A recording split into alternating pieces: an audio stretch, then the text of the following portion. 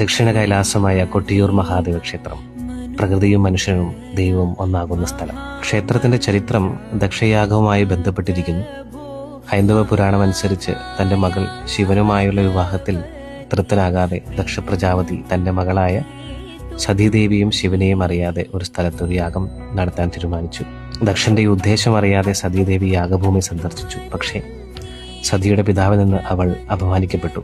വേദനിക്കുകയും അപമാനിക്കുകയും ചെയ്ത അവൾ തന്റെ യോഗശക്തി കൊണ്ട് ആത്മാഹുതി ചെയ്തു. ഈ പ്രവൃത്തിയിൽ അസ്വസ്ഥനും രോക്ഷാകുലനുമായ ശിവൻ വീരബദ്ധനായി താണ്ഡവ നൃത്തം ആടുകയും ദക്ഷനെ ചിരശ്ചിതം ചെയ്യുകയും ചെയ്തു. ആ സമയത്ത് ശിവന്റെ ജട വന്ന് വീണ ഒരു സ്ഥലമാണ് കൊട്ടിയൂർ മഹാദേവ ക്ഷേത്രം എന്നറിയപ്പെടുന്നു. ദക്ഷയാഗം നടന്ന സ്ഥലമാണ് കൊട്ടിയൂരെന്നും ഒരു ഐതിഹ്യ കഥകൾ പറയുന്നുണ്ട്. ബാവലി നദിയുടെ എതിർത്തീരത്ത് അക്കരെ കൊട്ടിയൂർ ഇക്കരെ കൊട്ടിയൂർ എന്ന 2 ക്ഷേത്രമുണ്ട്. മെയ് ജൂൺ മാസത്തിൽ വരുന്ന ക്ഷേത്രത്തിലെ വാർഷിക ഉത്സവമായ വൈശാഖ മഹോത്സവത്തിൽ